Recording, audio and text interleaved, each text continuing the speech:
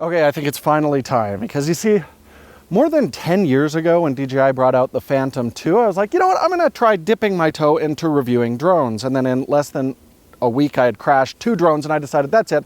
I'm just leaving reviewing aerial video to the professionals. But now DJI has just introduced the Flip. This is an incredibly lightweight drone that still actually has some pretty good video mojo and really cool automated features. It might be the absolute perfect UAV to add to my YouTube video package, but before I commit, I want to test it out.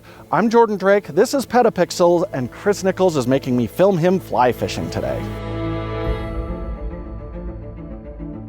Hey everyone, you know what's the absolute worst? Aerial footage without any music behind it. Boo! And now let's take a look at that with a little music from our friends at Audio.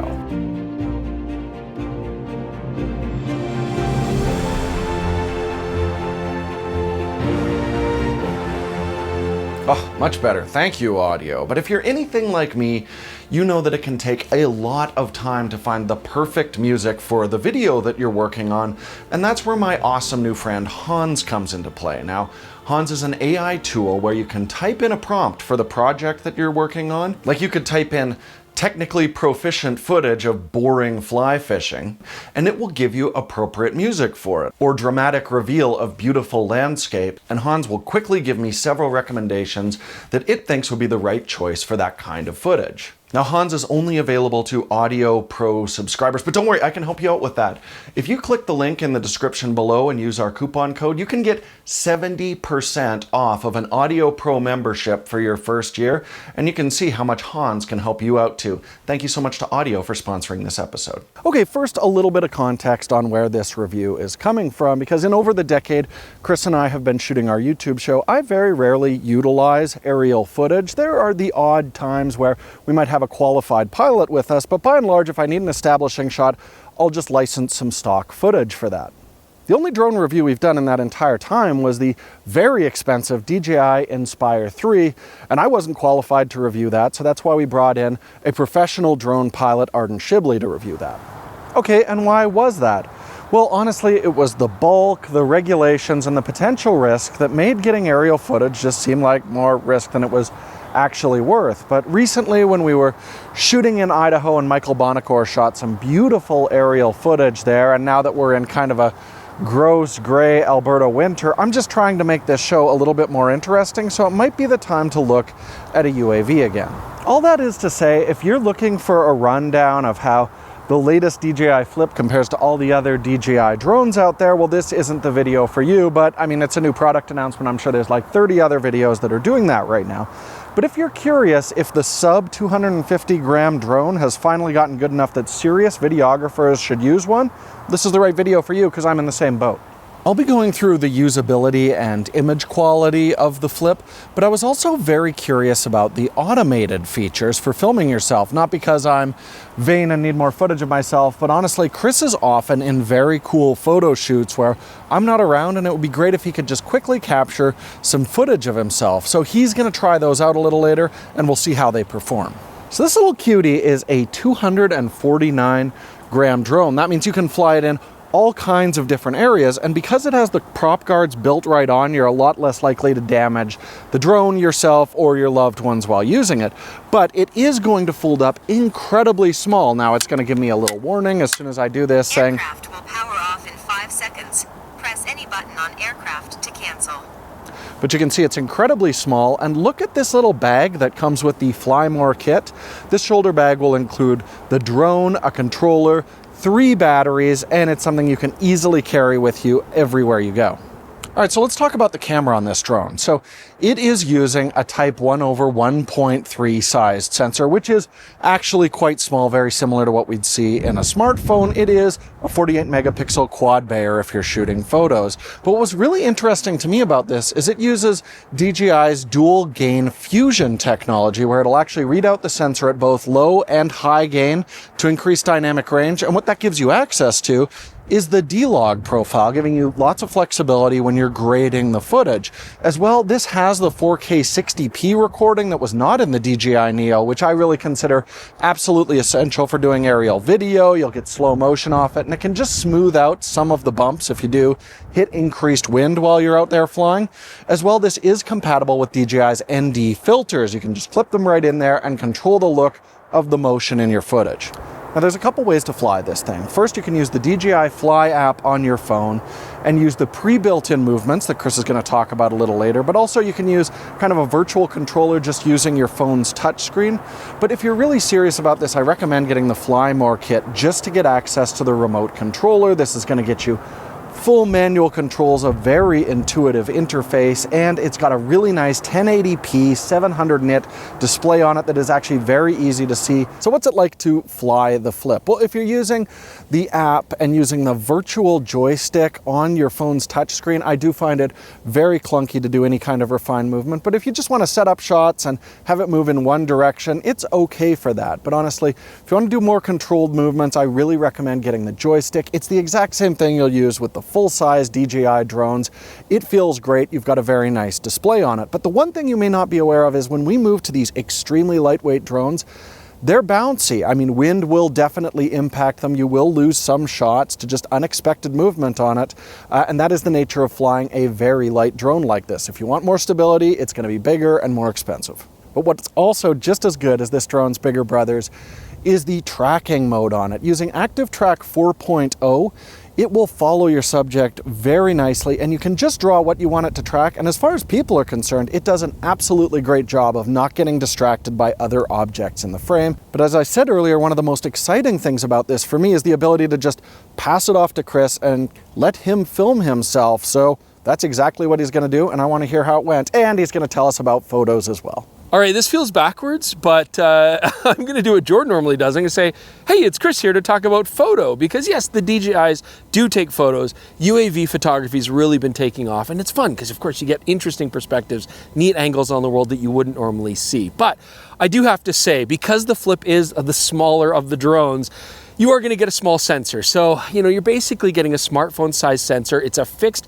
f1.7 lens, but that doesn't mean that you can't take really nice photos on the Flip. I mean, it actually has a very full featured setup, and I thought we were actually going to be losing some stuff here considering its sort of lower cost entry level nature, but you actually get full manual control on this. You get, raw photography if you want to shoot that. And also you can shoot those RAWs either 12 megapixels or the full 48 megapixels out of the quad Bayer sensor. So you can get pretty good detail, and you can actually have some fun with the photography.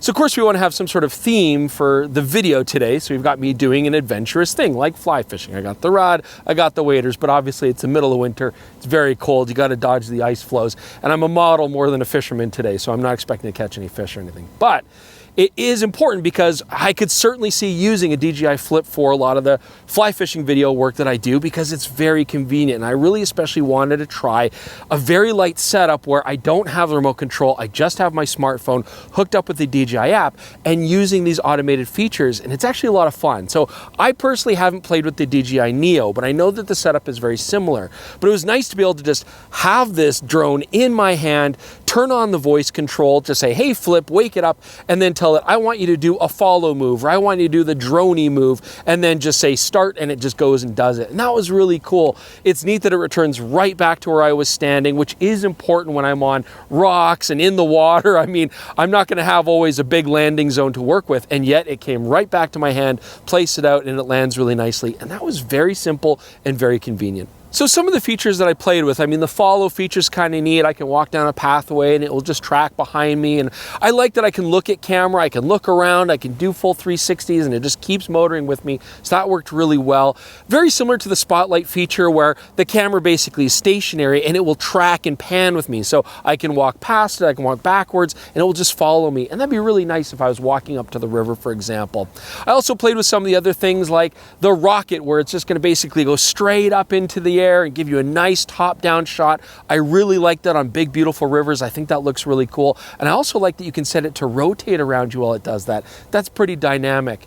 Circle's really cool. And I've actually done this manually on a DJI Zoom, where I would actually zoom in on a person and then have to manually move around using Active Track. And it works, but this is dead simple, right? I can just set a distance, tell it to go, and it just circles around me. And I really like that, especially for fishing shots where I can be standing on an island or a rock or something, and it just tracks around me really nicely and shows the whole landscape. I also use the classic droney, where the drone is just in front of you and just pulls away to gradually reveal more of the landscape. Suffice to say, I think creators could have a lot of fun with this. Certainly what I'm doing out on the river, this could be really useful. And the fact that it's all automated really takes away a lot of the guesswork, having to set things up. The voice control means I don't have to have my phone in my hand for every shot. I can have it tucked away and just look like I'm doing what I love. Now, let's see what the image quality is like, because I haven't had a chance to see that. I don't know what the video quality looks like. Hopefully Jordan got some good stuff from us, so he's gonna go take a look. We're gonna meet him in his office and he's gonna discuss the final results. Okay, I wasn't sure if this would actually work, but here we are. I'm in my office recording myself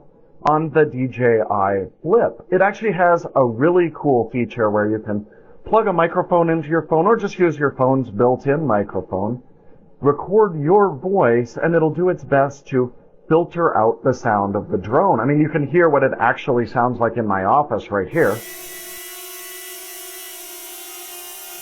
And then it'll attach this audio file to the video that you're capturing. So right now I'm using their normal filtration, which does sound a tiny bit digital, but I'd say it's actually quite usable. Then there's also the pure filtration mode, which filters out a lot more of the noise, but I think it just sounds absolutely terrible, just very digital. I'd never use this and stick to the normal mode.